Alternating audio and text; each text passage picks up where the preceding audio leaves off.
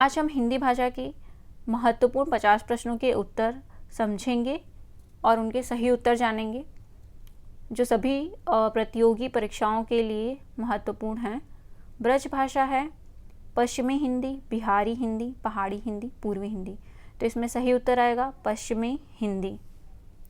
अगला प्रश्न है, मगही किस भाषा की बोली है? तो मगही बिहारी भाषा की बोली है। हिंदी खड़ी बोली किस अपभ्रंश से विकसित हुई है? यहाँ पे याद रखना है, हिंदी खड़ी बोली शौर से नहीं अपभ्रंश से विकसित हुई है। भाषा के आधार पर भारतीय राज्यों की पुनः संरचना की गई थी। यहाँ पे प्रश्न पूछा गया, भाषा के आधार पर भारतीय राज्यों की पुनः अर्थात फिर से संरचना कब की गई थी? तो 1956 ईस्वी में। अगला प्रश्न है, किस तिथि को हिंदी को राजभाषा बनाने का निर्णय लिया गया था? तो 14 सितंबर 1949 में हिंदी को राजभाषा बनाने का निर्णय लिया गया था। ये उत्तर ध्यान रखना है, कई सारे लोग यहाँ 1950 करके आते हैं। 1949 में हिंदी को राजभाषा बनाने का निर्णय लिया गया था। अगला प्रश्न है, हिंदी की आदि जननी है संस्कृत। हिंदी की जननी कौन सी भाषा है? संस्कृत। हिंदी दिवस किस दिन मनाया जाता है? सही उत्तर है 14 सितंबर। हिंदी की विशिष्ट बोली ब्रजभाषा किस रूप में सबसे अधिक प्रसिद्ध है?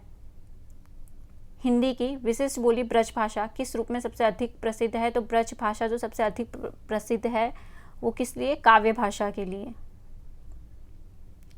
अगला प्रश्न है, भारतवर्ष में हिंदी को आप किस वर्ग में रखेंगे? भारतवर्ष में हिंदी को आप किस वर्ग में? राजभाषा, विभाषा, तकनीकी भाषा, राजभाषा। अब देखिए, राजभाषा का दर्जा तो अभी हिंदी भाषा को नहीं दिया गया है, लेकिन राजभाषा का दर्जा हिंदी भाषा को मिला हुआ है। तो यहाँ पे सही उत्तर आएगा राजभाषा। अभी कई सारे लोगों को नहीं पता है कि भारत की कोई राष्ट्रभाषा नहीं है, लेकिन बहुत सारे लोग तब भी हिंदी को राजभाषा के रूप में जानते हैं, जो कि सही उत्तर नहीं है, क्योंकि ऑफिशियली तौर पे इसको कहीं भी राजभाषा घोषित नहीं किया गया है। अगला प्रश्न हम देखते हैं, हिंदी किस भाषा परिवार की भाषा है? तो हिंदी भारोप्य परिवार की भाषा है। कौन से परिवार की? हिंदी भारोप्य। अगला प्रश्न है, भारत में सबसे अधिक बोली जाने वाली भाषा कौन सी है? तो हिंदी। इसमें सही उत्तर आएगा हिंदी सबसे ज़्यादा बोली जाने वाली भाषा है। अगला प्रश्न है, हिंदी भाषा का जन्म हुआ है अपभ्रंश से। कहाँ से हुआ है? अपभ्रंश से, ये याद रखना है हमें। निम्न में से कौन सी बोली अथवा भाषा हिंदी के अंतर्गत नहीं आती है? तेलुगु। अगला प्रश्न है, हिंदी की विशिष्ट बोली ब्रजभाषा किस रूप में सबसे अधिक प्रसिद्ध है? तो अब देखिए, एक ही प्रश्न को कई तरीके से पूछा जाता है। हिंदी की विशिष्ट बोली ब्रजभाषा किस रूप में सबसे अधिक प्रसिद्ध है? तो काव्य भाषा के रूप में सबसे अधिक प्रसिद्ध है। भारतवर्ष में हिंदी को आप किस वर्ग में रखेंगे? तो राजभाषा। ढूढ़ाली बोली है कहाँ की? पूर्वी राजस्थान की बोली कौन सी है? ढूढ़ाली। हिंदी भाषा किस लिपि में लिखी जाती है? तो देवनागरी। ये तो अधिकतर लोगों को पता होगा कि हिंदी भाषा देवनागरी लिपि में लिखी जाती है। यहाँ पे कई सारे लोग ब्राह्मी भी करके आते हैं, ये याद रखना है, हिंदी हमेशा देवनागरी में लिखी जाती है। हिंदी भाषा की बोलियों के वर्गीकरण के आधार पर छत्तीसगढ़ी बोली है।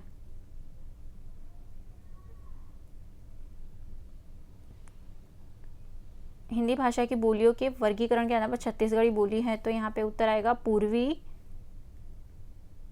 हिंदी। अगला प्रश्न देखते हैं हम लोग, निम्नलिखित में से कौन सी पश्चिमी हिंदी की बोली नहीं है? तो बघेली। बघेली कहाँ की बोली नहीं है? पश्चिमी हिंदी की। दक्षिण भारत हिंदी प्रचार सभा का मुख्यालय कहाँ स्थित है? चेन्नई। अगला प्रश्न हम देखते हैं, हिंदी भाषा के विकास का सही अनुक्रम कौन सा है? पाली, प्राकृत, अपभ्रंश और हिंदी। ये याद रखना है, हिंदी भाषा के विकास का सही अनुक्रम कौन सा है, तो पाली, प्राकृत, अपभ्रंश, हिंदी। अपभ्रंश के बाद हिंदी आता है, सबसे पहले पाली। संविधान के अनुच्छेद 351 में किस विषय का वर्णन है, तो हिंदी के विकास के लिए निर्देश। ये याद रखना है, संविधान के अनुच्छेद 351 में किस विषय का निर्णय है, वर्णन है, हिंदी के विकास के लिए निर्देश। ब्रज भाषा है पश्चिमी हिंदी। अगला प्रश्न है, हिंदी खड़ी बोली किस अपभ्रंश से विकसित हुई है, यहाँ पे आएगा श और सैनी। हिंदी वर्णमाला में अयोगवाह वर्ण कौन से हैं, अंग और आहा। ये कौन से वर्ण हैं, देखिए आ ई उ ये सब तो स्वर हैं, लेकिन अयोगवाह कौन से, अंग और आहा। वर्णमाला कहते हैं, वर्णों के व्यवस्थित समूह को वर्णमाला कहते हैं। अगला प्रश्न है, निम्न में से कंठीय ध्वनियां कौन सी हैं, तो क ख ग घ वाली जो पूरी लाइन है क ख ग घ, वो क्या है, कंठ्य ध्वनियां हैं। जो सबसे पहले लाइन में आती हैं वो कंठ्य ध्वनियां हैं। स्थान के आधार पर बताइए कि मूर्धन्य व्यंजन कौन से हैं, ड और ढ। ये मूर्धन्य अर्थात जहाँ पे उच्चारण करते समय हमारे मुंह के अंदर का जो अंग है वो कहाँ स्पर्श करता है, तो मूर्धन्य अर्थात ऊपर का जो तलवा होता है, दांत वाला जो पार्ट है, दांत के पीछे जो दरबरा वाला भाग होता है उसे कहते हैं मूर्धन्य। तो वहाँ से जब हम वर्णों का उच्चारण करते हैं, तो जब हमारी जीभ वहाँ पे स्पर्श करती है, मतलब दांतों से जो ऊपर वाला भाग है जो दरबरा सा होता है उसे मूर्धन्य कहते हैं।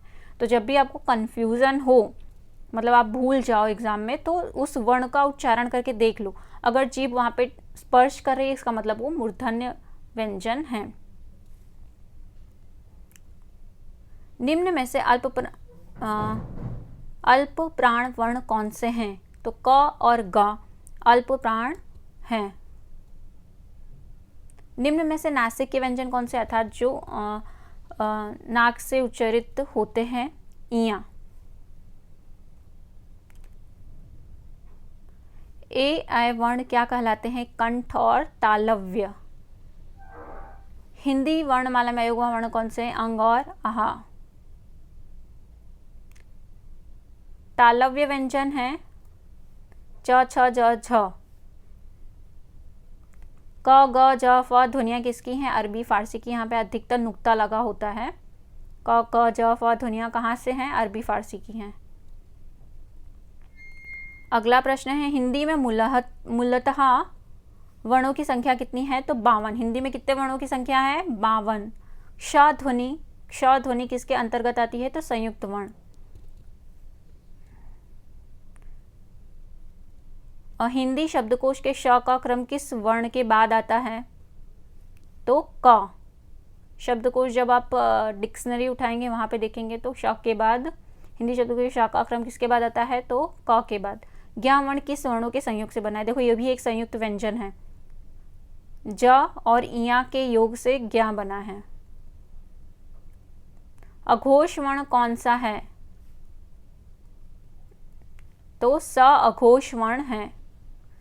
घ का उच्चारण स्थान कौन सा है, तो कंठ, क ख ग घ अंगा, तो ये कंठ में आएगा। अगला प्रश्न है, इनमें संयुक्त व्यंजन कौन सा है, तो ज्ञ। आगे हमने देखा ज और इया के योग से क्या बना है, जो दो वर्णों के योग से बनता है उसे संयुक्त वर्ण कहते हैं। निम्नलिखित में से कौन सा वर्ण उच्चारण की दृष्टि से दंतीय नहीं है। अब देखो हम इसका उच्चारण करके देखते हैं। न में जीभ ऊपर तलवे में स्पर्श करिए, ट। निम्नलिखित में कौन सा वर्ण उच्चारण की दृष्टि से दंतीय नहीं है, अर्थात जो दांत में स्पर्श नहीं कर रहा है, त थ द ध न। अगर हम इसका उच्चारण करते हैं तो ये सब दांत, जो दांत है वहाँ स्पर्श करती है हमारी जीभ, देखिए त थ द ध न। लेकिन ट का उच्चारण करते समय जीभ ऊपर तलवे को स्पर्श करती है, इसलिए यहाँ पे सही उत्तर ट आएगा। अगला प्रश्न देखते हैं, श वर्ण किसके योग से बना है, क और षटकोण वाला स यहाँ पे हलंत आएगा। श वर्ण किसके योग से बना है, ये देखो ये संयुक्त व्यंजन है। संयुक्त व्यंजन हमेशा दो वर्ण के योग से बनता है, तो यहाँ पे क और श। हिंदी वर्णमाला से स्वरों की कुल संख्या कितनी है? तो 11। अगला प्रश्न है, निम्नलिखित में कौन स्वर नहीं है? तो इया स्वर नहीं है, ए उ अ स्वर है। निम्नलिखित में कौन ट वर्ग नहीं है? तो ट ठ ड ढ अण। तो घ पहला वर्ग है, क ख ग घ का वर्ग, क ख ग घ के वर्ग में घ आता है, जबकि ठ अण और ढ ट के वर्ग में आता है। तो सही उत्तर होगा घ। अगला प्रश्न है, हिंदी वर्णमाला में व्यंजनों की संख्या है 33। कुल 52 वर्ण हैं, जिसमें व्यंजनों की संख्या 33 है और 11 स्वर हैं। श ध्वनि का उच्चारण स्थान है तालव्य। निम्नलिखित में से कौन अयोग व है? तो विसर्ग, अर्थात जिनके शब्द लिखने के बाद 2 बिंदु आते हैं उसे विसर्ग कहते हैं, जिसका उच्चारण ह की तरह किया जाता है। ये महत्वपूर्ण 50 प्रश्न हैं। वीडियो अगर आपको अच्छी लगी है तो लाइक, शेयर और सब्सक्राइब कर लीजिए। वीडियो देखने के लिए धन्यवाद।